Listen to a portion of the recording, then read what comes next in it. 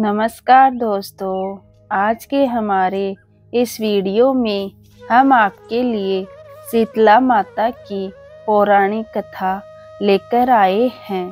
एक समय की बात है, शीतला माता ने सोचा कि चलो आज धरती पर देखती हूँ मेरी पूजा कौन कौन करता है, कौन मुझे मानता है। ऐसा सोचकर शीतला माता धरती पर राजस्थान के डोंगरी गांव में आ गई। माता शीतला गांव की गलियों में घूम रही थी। तभी एक मकान के ऊपर से चावल का उबलता हुआ पानी नीचे फेंका। वो पानी शीतला माता के ऊपर जा गिरा, जिससे माता के शरीर पर फफोले पड़ गए।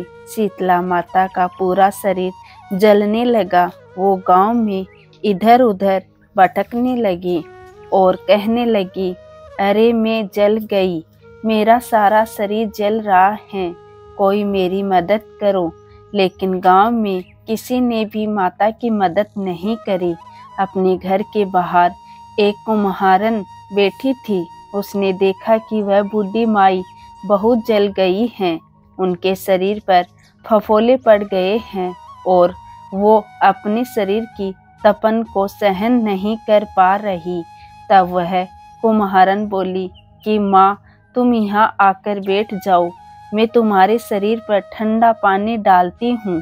तब उस कुम्हारन ने उस माई पर एक करवे से ठंडा ठंडा पानी डाला और बोली, माँ, मेरे घर में बनी रात की राबड़ी रखी है, तुम वो खा लो। जब उस बुढ़िया माई ने वो ठंडी राबड़ी और दही खाया तो उसके शरीर को ठंडक मिली। तब वह बोली, बेटी, मेरे सिर में जुएं देख दे। जब कुम्हारन माता के सिर से जुएं निकालने लगी तो उसने देखा कि उनके सिर के पीछे भी एक आँख है, जिससे देखकर कुम्हारन डर गई और वहाँ से भागने लगी। तब वह बूढ़ी माई बोली, रुक बेटी, डर मत, मैं भूत प्रेत नहीं हूँ, मैं तो शीतला देवी हूँ। तब माता अपना असली रूप धारण कर लिया। माता के दर्शन कर कुम्हारन कहने लगी, माता बोली, तू क्यों रो रही है? कुम्हारन हाथ जोड़कर माता से बोली, मेरे घर में चारों तरफ दरिद्रता है, मैं आपको कहाँ बिठाऊं? मेरे घर में ना कोई चौकी है और ना ही आसन। शीतला माता प्रसन्न होकर उस कुम्हारन के घर के बाहर खड़े गधे पर बैठ गई और एक हाथ में झाड़ू और दूसरे हाथ में डलिया लेकर उन्होंने कुम्हारन के घर की दरिद्रता को झाड़कर डलिये में भरकर फेंक दिया और बोली, बेटी, मैं तेरी सच्ची भक्ति से प्रसन्न हूँ, अब तुझे जो भी वर चाहिए मुझसे मांग ले। तब कुम्हारन हाथ जोड़कर बोली, माता, आप इस गांव की स्थित होकर रहिए।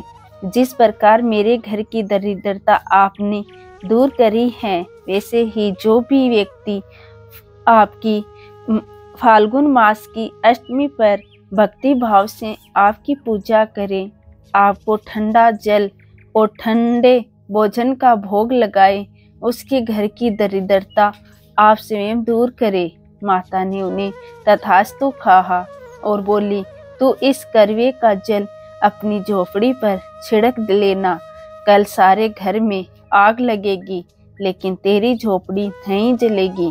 ऐसा कहकर माता अंतर्ध्यान हो गई। कुम्हारन ने ऐसा ही किया। रात हुई, सारी नगरी में आग लग गई पर कुम्हारन की झोपड़ी बच गई। यह देखकर नगर के राजा ने कुम्हारन को बुलाया और उससे पूछने लगे, कुम्हारन, सारे नगर में आग लगी पर तेरी झोपड़ी कैसे बच गई? तब कुम्हारन ने राजा को शीतला माता की कृपा की सारी बात बता दी और बोली, मुझे पर तो शीतला माता की कृपा हुई है। उस दिन से राजा ने पूरे नगर में घोषणा करवा दी कि अब से शीतला अष्टमी के दिन किसी भी घर में चूल्हा नहीं जलेगा और हर घर में शीतला माता को बासी भोजन का भोग लगेगा। हे शीतला माता, जैसी कृपा आपने कुम्हारन पर करी, वैसे ही इस कहानी को कहते, सुनते और हुंकार भरते सब पर अपनी कृपा करना। बोलो शीतला माता की जय।